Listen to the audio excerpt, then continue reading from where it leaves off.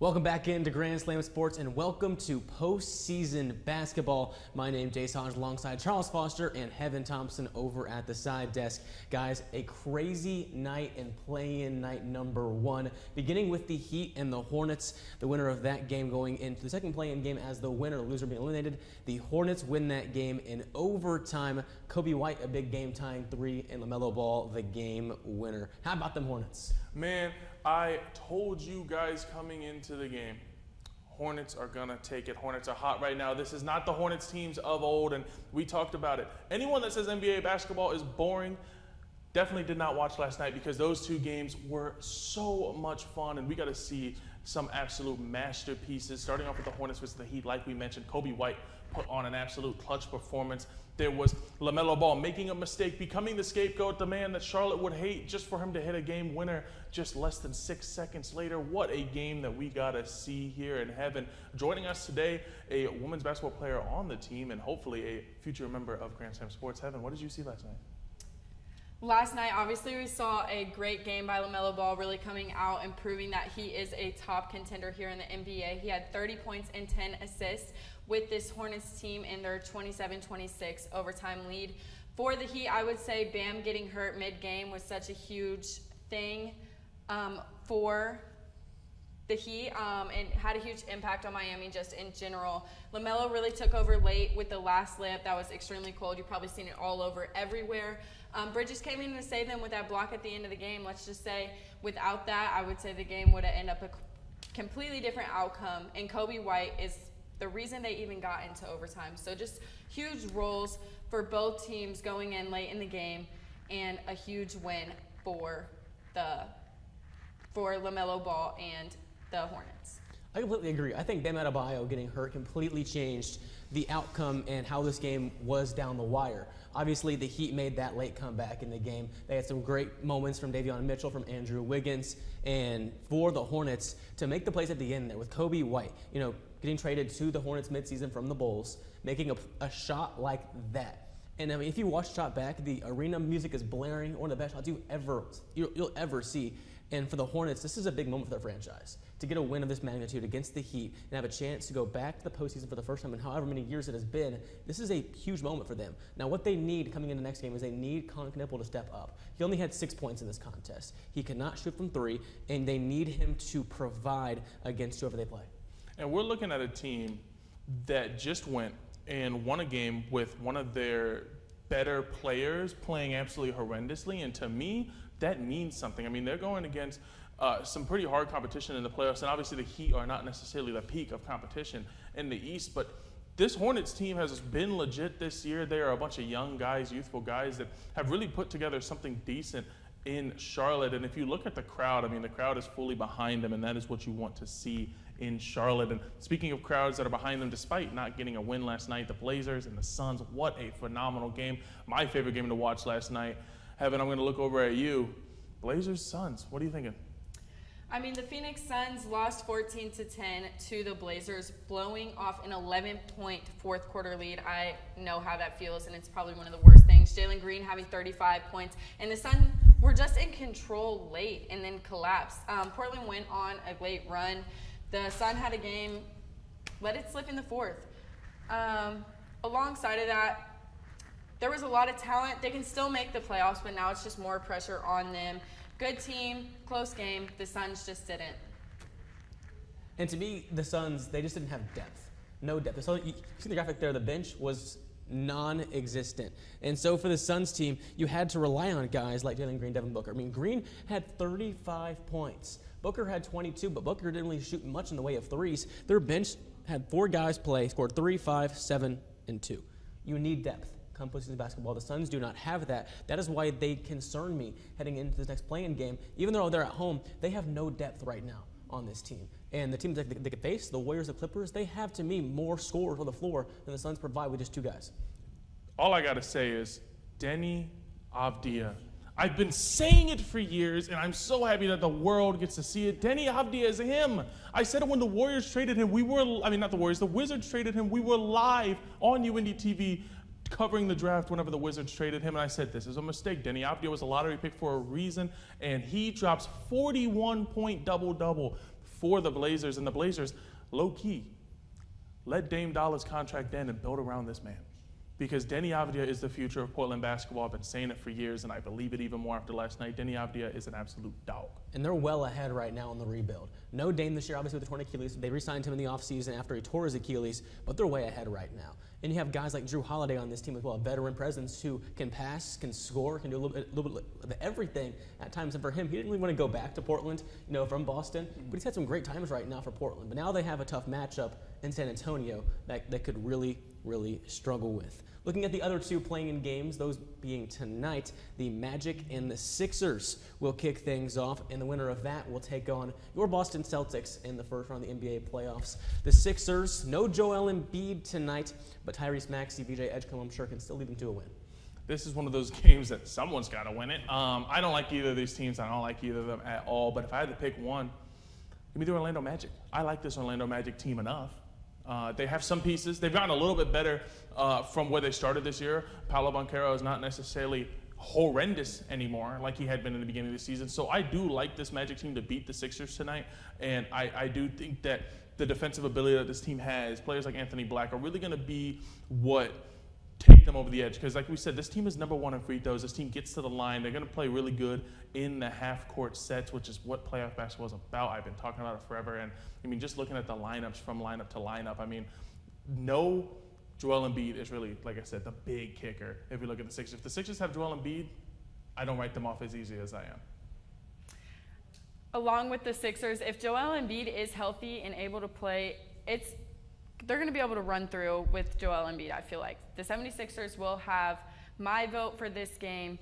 But again, they have the Orlando Magic are led by Paolo Banchero, and he's been taking the next step as a star and really coming out and playing his game. This Orlando team has been playing really well together. We'll see if the Sixers are able to keep up with that. I think if you do have that Joel Embiid and Paul George combo, it's a little hard to play against, especially if both are healthy. We'll see what happens tonight later in this Magic 6 game. And you mentioned Paul George. That was my X factor in this game. He has been really good since coming back off of suspension, and he, to me, is really the X factor of this game. If he can score and assist Maxey and Edgecombe in that scoring column, then the Sixers can win this game, to me, with ease. Because the Magic right now, they are struggling. They just lost to the Celtics G League team in their season to lose home court advantage in the play-in tournament game. That's huge. That's huge. And they have not been hot at all. They won 5 straight, then they lost 7 in a row, including the Indiana Pacers as well. You can't lose to them at that point in the season. And the Magic, they have not been good recently. I don't think Franz Wagner and Banchero work together as a duo. This Magic team just doesn't have what it takes to meet the Sixers, even with no Joel Embiid, are still, to me, the large favorite in that game. All right. Interesting. We're going to see tonight on which one of us are right. But Clippers-Warriors, a little bit more of a competitive game, and a game I actually somewhat care about between the two. Clippers-Warriors, we get to see an absolute matchup between Steph Curry and Kawhi Leonard. Kawhi Leonard that has, quite frankly, re-entered his prime. A Clippers team that has actually turned things around from a team that I said was one of the worst teams in all of basketball to a team that midway through the season I said won the trade deadline to a team now that is fighting for a playoff spot. What has happened in L.A.? An absolutely amazing Clippers turnaround this season. And Clippers, Warriors, I got the Clippers. I think Kawhi Leonard is going to be that X factor. I absolutely have loved Kawhi Leonard this season. I think that he has been so good for the Clippers. He's been healthy. He's been on the floor. And mind you, the Clippers actually won the season series against the Warriors 3-1 this year. They have had their number. See, to me, the Clippers, the lack of size, the lack of good bigs, to me, is a concern. Because the Warriors, they have Kristaps. The Clippers, obviously, they traded Zubac mid-season, and they're rolling Brook Lopez out there. Lopez is not really a natural big. He likes to shoot threes from 30 feet sometimes. So that's my concern for them, and rebounding is my concern for the Clippers. I think they have the better overall scoring team because you have guys like Kawhi Leonard. You have guys like Garland on the team now, and Benedict Mathurin comes off the bench, by the way, and can drop 30 a night if he really feels like it. So to me, this Clippers team is the favorite in this game, but the Warriors, they still have Steph Curry. So you can't forget about that. But this Warriors team, I don't see them having enough to outscore an LA team like this. I would say with Kawhi Leonard being as dominant as he has been recently, I do have the Clippers winning. When they're healthy, they're dangerous. The team has just been really well all season, all together. But again, with Golden State, you have players like Steph Curry, and although he is getting older, he's still such a dominant presence on the court. And when he gets hot, Steph Curry gets hot. That's what makes him such a great vet, and he can lead this Warriors team And it feels like just these two teams are just trying to squeeze in a good run before playoffs.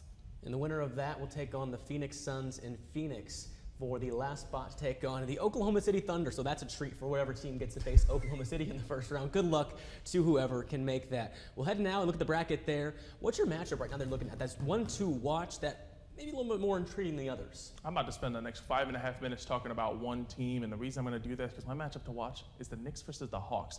This Hawks team is on fire. I don't care what you say. They finally above mediocrity for like the first time in a very long time. They look good. Jalen Johnson is a star in the making, another one of those guys I truly do believe in. Nickeil Alexander-Walker, another guy that has actually been a dog for Atlanta. And the Knicks, like I said, I don't trust them. I don't trust them at all. And I'm not necessarily saying that the Knicks are going to lose this series. I don't believe that I put them as my winners, but this series is going to 7. I've put that on my prediction. I believe that the Hawks will take the Knicks to 7, and I think that they're going to be one of those surprise teams that if they beat the Knicks, and people are going to be like, oh my God, how'd the Knicks do it? How did they lose? How did they choke? I saw that coming. And I'm going to sit there now. I saw that coming. So we'll see. I definitely am a full believer in this Hawks team, and I think that this is my matchup to watch. Hawks versus Knicks. Keep a lookout for it. Heaven? One thing that I would say, I have a Devin Booker versus Scott Henderson matchup. Both are polished scorers, and they're very explosive, very fast players, and you kind of never know what is going to happen out of Devin Booker. I feel like Devin Booker this season has been very consistent, but his experience should win this matchup. I'm looking at, there's one matchup that has intrigued me right now, and that is the Cavaliers and Raptors. Because the Raptors, they swept Cleveland in the season series. They annihilated them in the season series. But here's the problem with that. Cleveland did not have James Harden in any of those 3 matchups. So we have no clue how these two teams really match up. But the Raptors, to me, they can win the series. But the Cavaliers, they can go and run to the finals just as easily. So I'm confused as to maybe who will win this series. So I look at that one. I look also, obviously, at the Nuggets and Timberwolves, because that one is the series to watch. Everyone thinks that because, and Jokic, what more would you want out of that? But to me, the Cavs and Raptors, it has that NBA TV at 1 o'clock in Game 6 kind of feel. But this is going to be a really good series. And I've seen this conversation pop up so often. How important has James Harden's addition been to the Cavs' final run for you? It's been huge because you get a guy who has been proven, at least in this league. Obviously, he hasn't won one, but he has been proven in the playoffs before to be a playoff performer, and he can drop 30 or 40 on any given night. So to add a scorer like that to your team when you already have Donovan Mitchell and you have bigs the way you do with Jared Allen and all them, it's gigantic to have a scorer of that magnitude.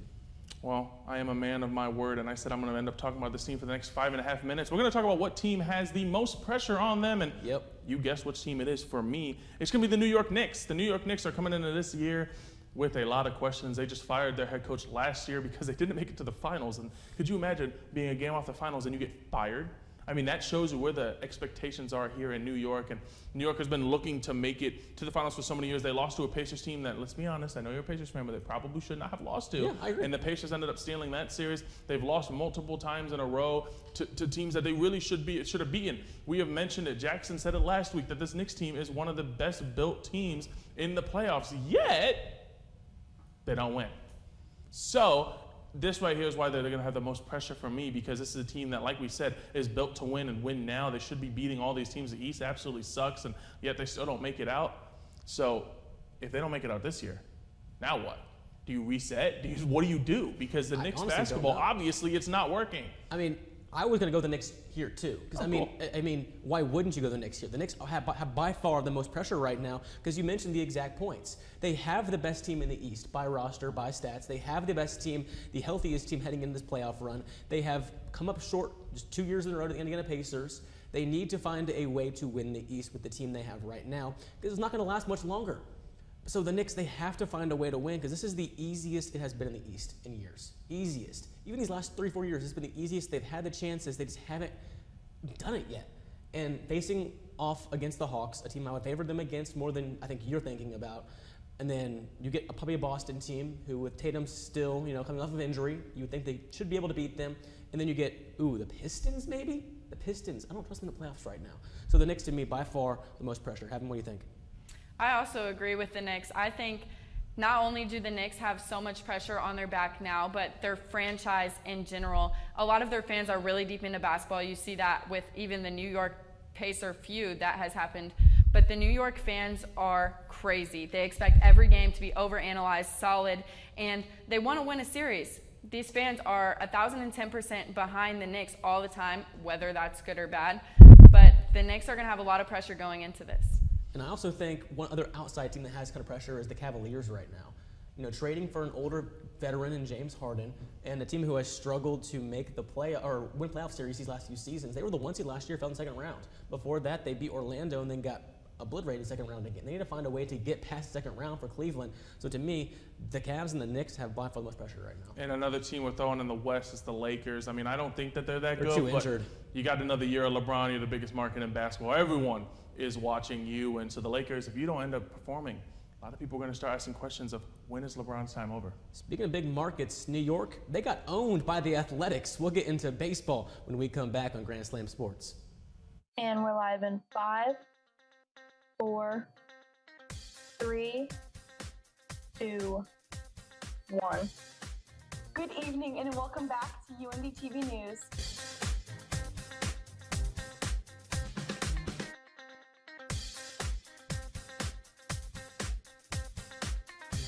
For the campus, local, and national headlines you need to know. Tune in to UND-TV News, Mondays at 6. Welcome back to Grand Slam Sports. I'm Jay Saj, and I'm going to be your host tonight. And I'm your co-host, Charles Foster. And I'm Jackson Strasburger, your sports analyst.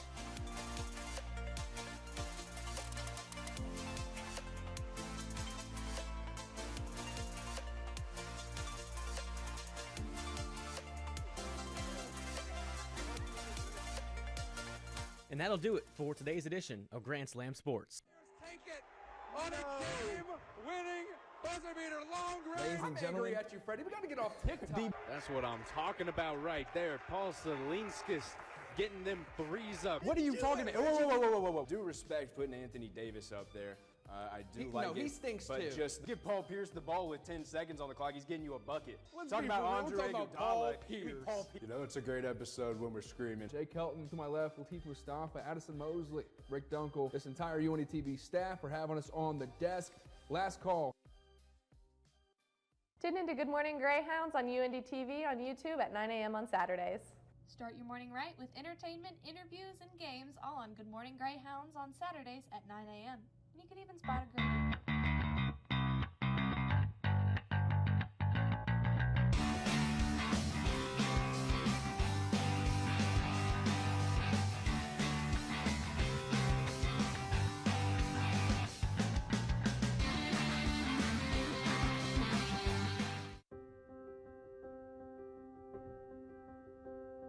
There's often a moment when you're helping somebody with math where they just suddenly get over that little barrier and they get it. It's a nice aha moment, and I really like being involved in helping students achieve that moment.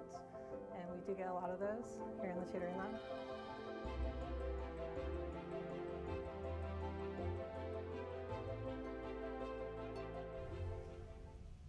Let's talk the Athletics. Yes, they're 9-8, but they won 5 out of 6 games against the New York Yankees and the New York Mets. 5 of them in a row to end off their trip to New York.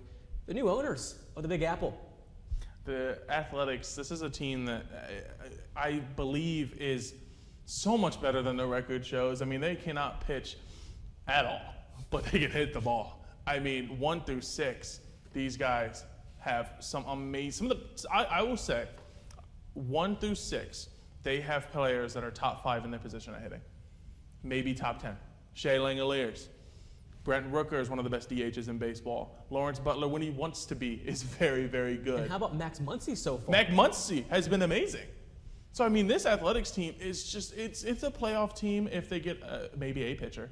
I mean, whenever your ace is Luis Severino and you're paying him $67 million in the course of 3 years at a minor league ballpark, it's going to be a little bit harder. Look at Springs as well. Springs has been shoving so far. He had that no-hitter going through 7 against the Yankees, pitched really well against the Rangers last night. He had a rough one. He had a rough beginning last night. But they won. But then he did win, so that is good. Yeah, you talk about this pitching staff. You go from every starter, if you put their ERAs together, they have a 5.69. That's their issue. But you go to their offense. You mentioned top 5 in each position. You didn't mention Nick Kurtz. He is easily, in my mind, a top 5 first baseman if we just put his offense in there. Jacob Wilson is also in that category, and his just contact, his bat-to-ball skills are up there. Before these 2 series, they were 3-6. They left it now above a 500 team.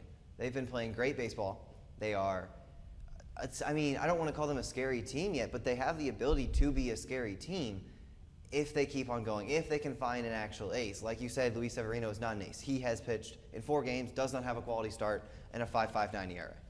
That's not good. To me, they need to hit the market. They need to go trade for an arm or find an arm somewhere. Because like you've said, Severino to me is not an ace. Yes, he's a good pitcher. He's a good serviceable, maybe number 2 behind an ace. They need to find a number 1 guy pitching-wise. Otherwise, they're not going to make a run in the AL West. Well, here's what I'll say. If you want to win with this team, you got to be able to hit, because this is the way that you have to play Oakland. God, I do it every week. Athletics baseball without Vegas. Until they get to Vegas, I don't go for an arm, because this team has the number 2 worst park value behind Coors Field when it comes to pitchers. Teams rake at this minor league ballpark. So if you spend all your money on a pitcher, they get a 7 ERA, then they want to leave you, then by the time you move to Vegas, you still got no pitchers. Right now, you build your team up. You get prospects. When you move to Vegas, which is going to be a little bit more of a pitcher-friendly ballpark, it'll be interesting how it works in a desert, how the ball flies in a desert. But when you move to Vegas, you're in a bigger market, people want to go play at a new stadium, then you build your pitching. But right now, I don't expect this team to compete, because any pitcher that comes in there is just going to get absolutely raked. You have to out-hit your opponent, and that's the only way that the Athletics win, and you could see that with their games. Whenever they won against the Astros, they had multiple 10 to 11 games. I mean, that's not normal baseball, but because Sutter Health Field is just so small that, like we said, it's the 2nd worst field to hit in, behind a place where the ball literally goes almost 500 feet. Yeah. But you can see that the building blocks are there for the Athletics team. Yeah. They have gone into the deep dive of prospects. They built them up, and they have a serviceable roster right now in terms of hitting. But like you said, maybe they wait for a year or 2 before they go to Vegas, and then they really go all in on the next step. Mind you, they have the 2nd best teenager, in my opinion, in all of baseball, and Leo DeVries, that they got from Mason Miller. So, I mean, whenever he gets called up as well, oh my goodness, this team is going to be so nasty. As soon as they get pitchers, this team is a playoff team. I don't have a doubt in my mind that we're getting the old Athletics back, the Athletics that we saw whenever they had Matt Olson, whenever they had Sean Murphy, whenever this team was that, Matt Chapman. I mean, this team was so good, but pitching has always been the problem. So they're going to need to get some pitching if they're going to have any mark to make it far. Well, let's talk some breakout players so far. We're about 18 or so games into the season. Some players have shown a little bit more spark than we are used to seeing. Charles? I'm staying in the AL West, and I'm going to be talking about Jose Soriano. In my opinion, he has been, not even just my opinion, the stats don't lie. A .33 ERA, over 40 strikeouts. I mean, this guy has been phenomenal for the Angels, and the signs were there. His stuff was good. And you see this talked about a lot whenever you talk about pitchers, is that they got the stuff. They got the stuff to get through. And he's always had the stuff. He's had an absolute amazing break on his break pitches with a high-speed combo. I really like to see the way that Soriano plays. It just wasn't working. And he's finally put it together through his first 4 or 5 starts. He has looked phenomenal. He's been the best pitcher in baseball so far. If the season ended today, he's Cy Young. Unfortunately, the season doesn't end today. He's still got like 15 more games he got to play before we can even start talking about Cy Young. But as far as breakout player goes, I don't think he gets any more breakout than Jose Soriano. And I 100% agree. I wrote down some things about him thinking somebody was going to say him. He's forcing more ground balls. His breaking ball is through the roof better than what it was last year. But somebody else who has improved on hitting a breaking ball is Jordan Walker. He went from, I'm going to talk about Mike Trout for a second. Mike Trout is very good at hitting the low pitches, and he's also very good at fouling off the high fastballs. That's what makes him so great, is he's able to spoil off the pitches he doesn't want, and then he finds the pitch that he does. Jordan Walker, for a long time of his career, well, all of his career until this year, couldn't hit the low breaking ball, couldn't foul it off, couldn't touch it, and couldn't see it. He was swinging it in the dirt. But if you gave him a high fastball, it was hit 120 miles an hour. Now he went to drivetrain, learned how to hit the ball, and learned how to see a breaking ball, and now he's hitting the ball in the air. He's finding his velo, he's finding his exit velo, he's finding his hard hit percentage. He's in the 81st percent of fielding, or hitting value. And in hard hit, exit velo, barrel percentage, and bat speed, they're all in the 99th percentile of the league, with 8 home runs leading the league right now. He is hitting better than anybody else by far. He's also hitting over 300. I think he's breaking out, finally finding his swing, and now that he doesn't have a spot to fight over in that Cardinals outfield, he's comfortable. Now, for me, it was a guy who last year showed some spark towards the end of the season, got called up last season, did really well at times, and this year he is fully breaking out so far, been the best hitter for the New York Yankees. That has been Rice. Ben Rice so far, 4 home runs, 13 RBIs. He has been the most serviceable and most reliable hitter to be in the season for the Yankees, while Judge has been doing God knows what on the baseball field at times. But Ben Rice has been phenomenal. He is hitting balls really hard right now. And obviously, being a lefty and playing at Yankee Stadium, that favors him a lot with that short porch, and he has been absolutely mashing fastballs so far. We need to have a talk. Aaron Boone Oh, has please now platooned Ben Rice on multiple occasions for Paul Goldschmidt. Mm-hmm. What is your thought process on that? Do you agree with it? I think it's the classic, what pitcher are you facing? Are you facing a righty? Facing a lefty? Because then you'll interchange them based on that. Because Goldschmidt being a righty, Rice being a lefty. Yeah. So it makes sense. But I would prefer to have Ben Rice out there as much as possible right now because he has been your best hitter thus far. So why would you take him out for a 40-something-year-old Paul Goldschmidt who, he can be okay, but he's not going to hit a ball at the park every time. And Jackson, your face is interesting over there. What are you thinking? No, I completely agree with Jace to some extent. I think that, yes, you have to. Paul Goldschmidt has been one of the best left-handed hitters since he's hitting left-handed pitching since he's entered the league.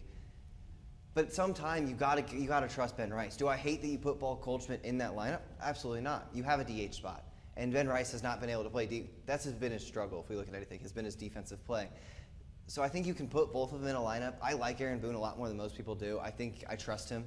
He obviously knows the game very well. Jace is shaking his head no. Why would I trust him when he is lost in the playoffs every single season and finds different ways? He doesn't know how to manage a bullpen. The bullpen has been a struggle. Camilo Doval can't pitch. Fernando Cruz can't pitch. Can we David acknowledge Bednar's that maybe had this struggles. is a player problem? I think maybe when you're captain of your team, we have a below bullpen 200.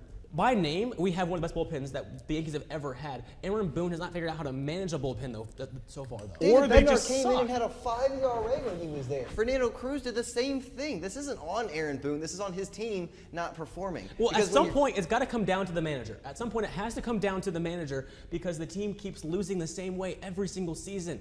I think it comes down to the leaders in the clubhouse. And when Aaron Judge isn't performing, so you're loving Judge? He's not a leader. He's not a leader in the playoffs. Is as a manager, you were given chess pieces. He has great chess pieces. But in this situation, you can't control how they play. You put Camilo Doval, I would agree. I think we can all agree. You put him in as a setup pitcher. Mm-hmm. What do you do when he gives up 3 homers? It's not his fault. He's doing what he's supposed to do. David Bednar, one of the best closers. Where do you put him at? You put him at closer. When he puts him at closer and he gives up 3 home runs, how is that Boone's fault? He's doing what he's supposed to do with the pieces that he has. They just end up sucking when they're put in position. Aaron Judge is the best hitter in baseball. Where do you put him? You put him at 2 in your lineup. What do you do when he strikes out 4 times? That's not Aaron Boone's fault. That's Aaron Judge's fault. It's not always the player's fault, though. You can't blame the players 100% of the time. But it's not always the manager's fault. The manager's always the one that gets blamed. There's got to be some kind of blame to the manager for if we really want to break it down. It's probably neither of those 2 fault, and it's probably the people Aaron Boone hired to go coach everybody else. It's probably your hitting coach's fault. It's probably your pitching coach's fault.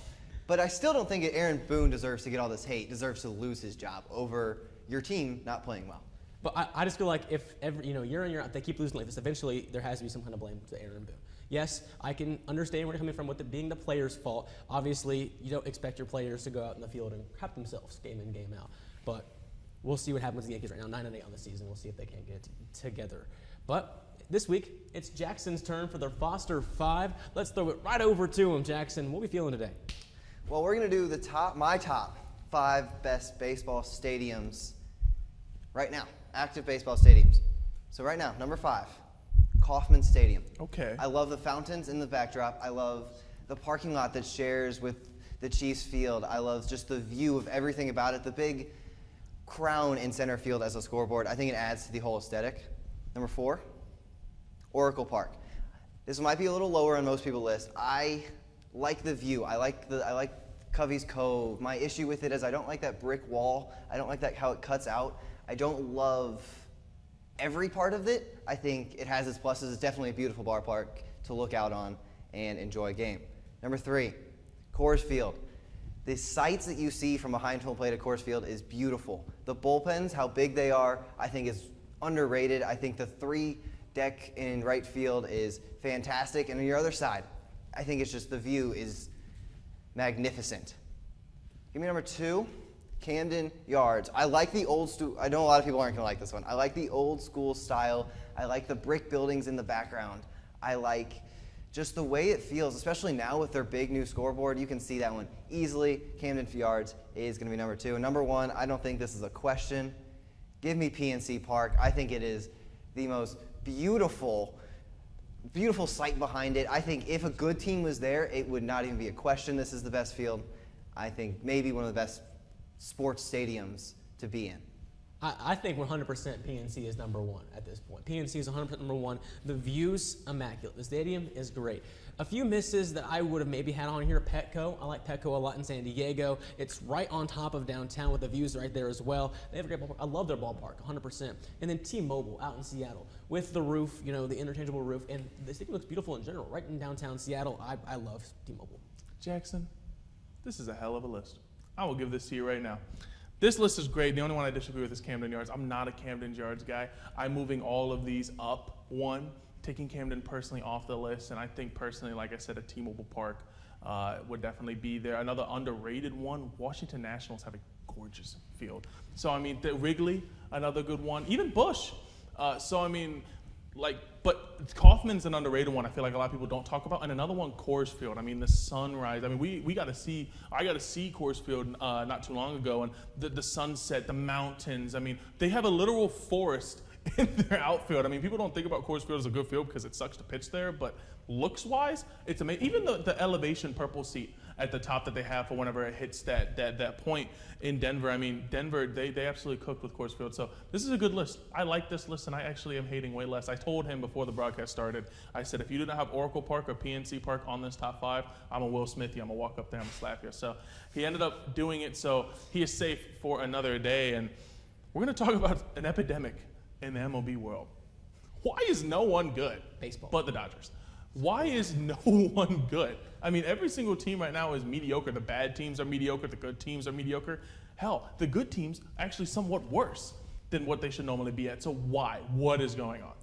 I think me and Jackson agree with this, and this is just, it's baseball, and there's a lot of balance in baseball. It's hard to win consistently unless you have a demonic team like the Dodgers have. So, I mean, look at the AL standings right here. Look at the AL East, 9-7, 9-8, 7-9. I mean, down the whole list, there's a bunch of 9-8, kind of around 500, floating around there. Obviously, as you play more games, this will change, and you'll see more teams pop up above that. Obviously, they're LA, they're at 13-4. But outside of that, look at the NL Central right now. Look at all those teams within a game and a half of each other right there between the Pirates and Cubs. It is so close right now. This is closer than we're used to seeing at the start of the season. Obviously, we're 17, 18 games in. By now, you start beginning to see teams kind of make a gap sometimes. But right now, you're not seeing that. That's baseball. No team is going to break out. No team is going to be good for 162 games. That's just how it is. No team is going to be bad for 162 games. That's impossible. That's just how the game works. That's the best thing apart. I think that's what makes it fun to watch is you say any given Sunday, any given day of the week, any team can win. Any team can go out there and have a bad outing. We saw Chris Sale, former Cy Young winner, and is still Cy Young talks, have one of the worst starts I've seen. Garrett Crochet did the same thing. Cy Young talks had a 1.2. Gave up what? I know he had negative 27 fantasy points. I beat my buddy because of that. 10 that earned was runs in one game. Awful. That's just how it is. You go out there. Sometimes your stuff isn't there. Sometimes your stuff is perfect. Yeah, and like you mentioned, I mean, one of the worst teams, the worst team ever, still wins 45, 50 games. So, I mean, yeah, that's what we love about baseball. That's why it's so interesting. But I don't think I've ever watched a baseball season where every single team has started off so just mediocre. Like I said, other than the Dodgers season, I think that this has just been, it's been interesting. It's not a negative whatsoever. It's just something, every single time I sometimes want to do a segment on baseball, when I'm making the rundown, I take a look and I look at Rio and I see which teams are on win streaks or which teams are hot. It's like none but the Dodgers. And we're not going to talk about the Dodgers every week. So, yeah, it's been really weird. But I'm loving it. I'm here for it. It's been a whole lot of fun so far. Baseball's a whole lot of fun. I mean, we're a few weeks in, and everyone's still in contention, obviously, as you think they usually are. But no team's really stuck out so far, minus the LA Dodgers. We'll see how things change over the course of the next week. But for now, that'll do it for Grand Slam Sports. So my name is Jay Saunch alongside Charles Foster and Jackson Strasburger.